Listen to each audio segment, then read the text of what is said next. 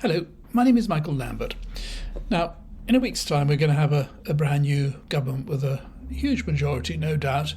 And so I thought today I'd just look back over the last 8 years since the referendum and just have a look at what really has happened and who's been responsible, because it's been quite an interesting 8 years.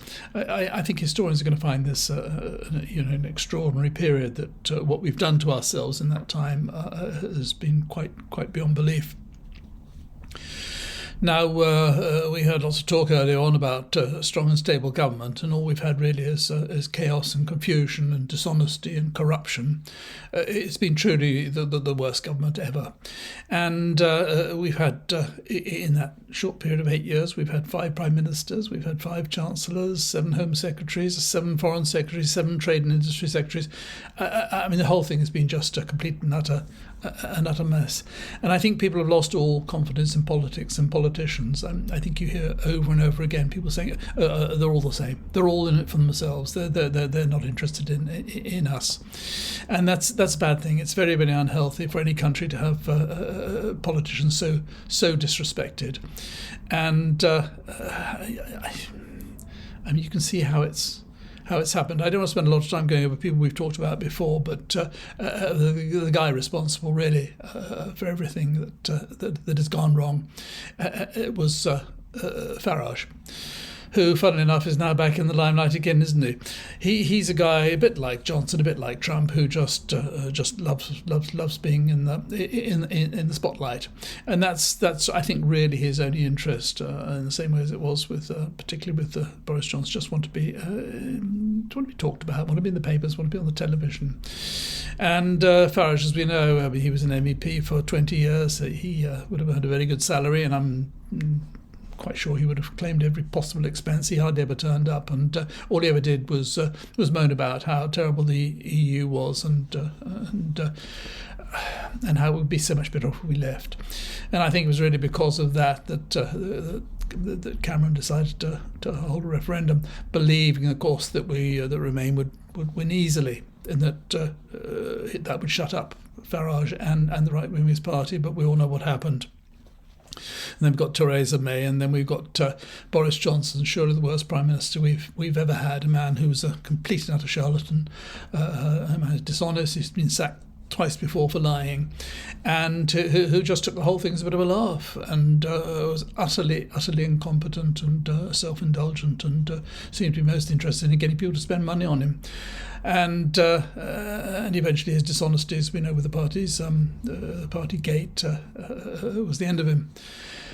And then we had Truss, of course, and now we've got Sunak, who is completely and utterly out of his depth, who should never ever have become prime minister. You know, I talked about him before, but he's tetchy, he's weak, he's indecisive.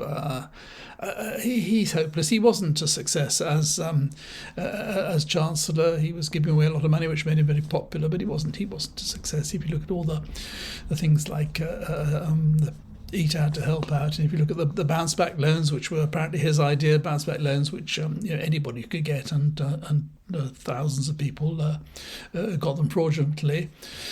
Do you know, there's actually at the moment on Twitter, every now and then I see, or maybe Instagram, a guy jumps up and says, if you've got a bounce back loan, you don't want to pay it, just get in touch with us and we'll tell you how you can avoid paying for it. In other words, you've got firms telling you how to avoid paying the government back money you owe the government.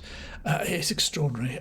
Quite extraordinary. And what Sunak says is, write them all off. It's all in the past. You don't want to bother with that.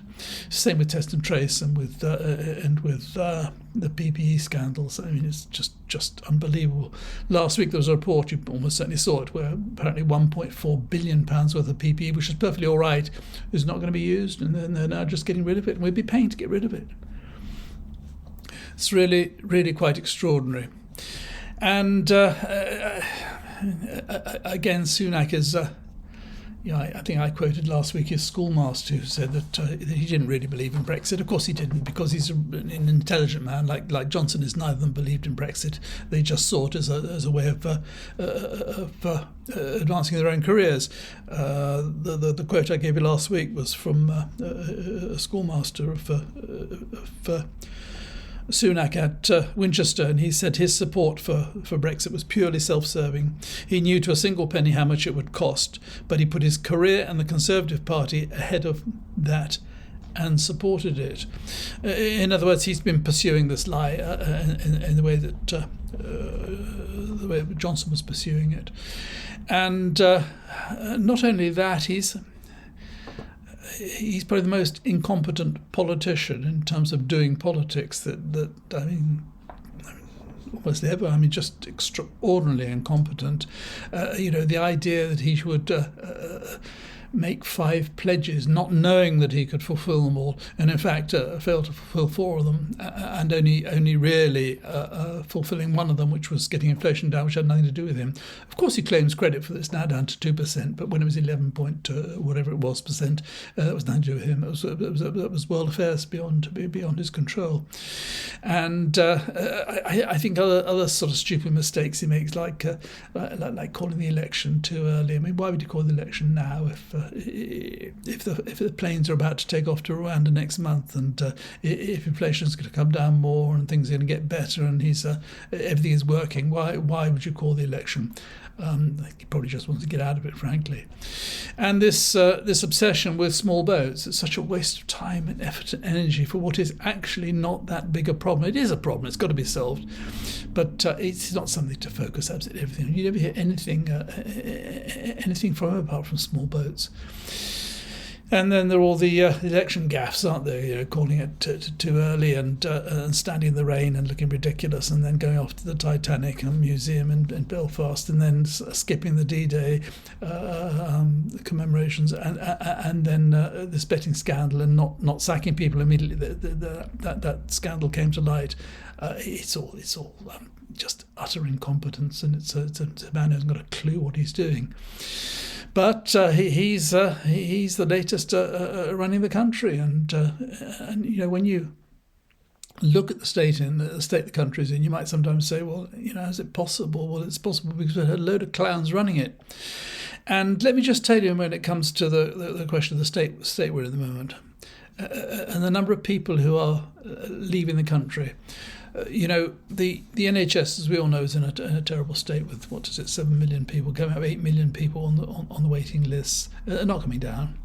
And according to the BMA, in 1923, between 15 and 23,000 doctors left the NHS. 15 to 23,000 left the NHS. Now, where are we going to get them from? How are we going to replace them? And nurses, they need some sort of certificate, it's called a CCPS, when they want to go and work abroad, or they want to work somewhere else. It's a certificate confirming that they are qualified. And in 2023, 10,000 nurses applied for these certificates. In the first 6 months of this year, 9,000 nurses have applied for these forms. So they're obviously intending to leave. In terms of schools, we know the schools are an awful mess. Half of them are falling down. In terms of teachers, according to the Department for Education, in the year 21-22, 39,930, or 8.8% of all teachers, left for reasons other than retirement. In the police, according to the Police Federation, more than 1 in 5 police officers are planning on quitting the police service, with 78% highlighting poor government treatment as the influencing factor. In the courts, there are 67,573 cases at December 2023, waiting court time, waiting hearings. It's 18,000 more than a year before. That's according to the Law Society. Local authorities, since 2010, they've closed 764 libraries, 382 swimming pools, and 40% of shore start centres. We know the roads are all in a mess and full of potholes. Look at the Home Office. They have 118,000 applications, asylum applications awaiting judgment, awaiting hearing or decision. I met somebody last week who I've known for quite a long time. He's been here quite a long time. 11 years, I think he's been here. 8 years ago, when he finished university, he applied for right to remain, and 8 years later, he's still waiting, like thousands and thousands and thousands of others. And what they said to him, he's got no private income. He's got no great stash of capital somewhere. He doesn't own any property. He's got nothing. So they've said to him all along, for the last 8 years, you must under no circumstances work. So they think he's doing nothing. He's been working all hours that God sends throughout the 8 years, and he's obviously not paying any tax or any national insurance. And there are thousands of people like that. So whatever you look at, it's just absolute chaos and incompetence and just chaos. And you have to take into account, when you start wondering why this should be, that just think about the amount of time and money and effort that has been spent on Brexit in the last 8 years. I mean, it is just non-stop. You have these thousands and thousands of civil servants, and what they're doing is they're spending time and money and effort in order to create barriers to trade with the EU. It's just beyond belief. And of course, we've been putting off these import checks for a very long time. They came into force, started coming into force earlier this year. There are a lot more to come, and that just is going to make things more difficult, because there's going to be less food, because, as I've said many times before, EU exporters are simply not going to send lorries over here. They're going to be stuck for indefinite periods whilst paperwork is done. This paperwork which adds nothing to anything, benefits nobody whatsoever, but just means that we can stop Europeans coming here and working, coming here to a country where we're desperate for workers, where everybody's leaving. I mean, there's a huge, we talk about trying to get people in, and they have to now, if you want to come and work here, you've got to earn £38,000 a year. Well, people here are already earning £38,000 a year. Half of them, a lot of them, are leaving to go elsewhere. So we've got our own brain drain, and we're going off to, as I've said so many times before, to Nigeria and Bangladesh and India and Pakistan to try and get people to come and do the jobs that Europeans were doing previously and that other Brits were doing who've left the country. I mean, it is so incredibly stupid. And as I said, I think at the beginning, we've gone from being a country, a medium-sized country that was very well respected throughout the world. Remember London 2012, and we had a fairly sound economy, to having become an economic basket case and an absolute laughingstock, a worldwide laughingstock. And our decline is continuing all the time. It's believed that Brexit has cost us 100 billion a year of exports to the EU, and that involves a 40 billion loss of tax. And we don't have enough money. We don't have enough money because we are as an economy not doing very well. We're known to be extremely unproductive. We need investment. Of course, the Labour Party is going to make all this work and so on, but we need investment. And I came across a figure the other day. This is the OECD. It said that the UK has the lowest level of investment in the G7 for 24 of the past 30 years. People are not investing here. People got money. They put it into tax havens. And again, we have very low productivity and falling living standards. We've got new diseases we didn't have before. We've got all these food banks. We've got all sorts of mental issues now and we will have in the future because of all the stress of living in a country that is just doing so badly and where there is so much stress. And yet, the Tories will say, it's just as bad everywhere else. Everybody's suffering. We're growing faster than Germany. Do you know that? We're growing faster than Germany.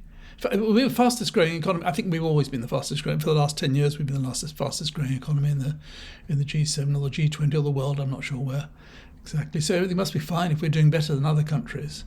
And it's just not true. It's just rubbish. It's just excuses given by this appalling, terrible, historically incompetent government who will never be forgotten for their incompetence and stupidity. And the more of these Tories who lose their seats, the better, frankly. But anyway, that's what I think about it, and I think we'll all sigh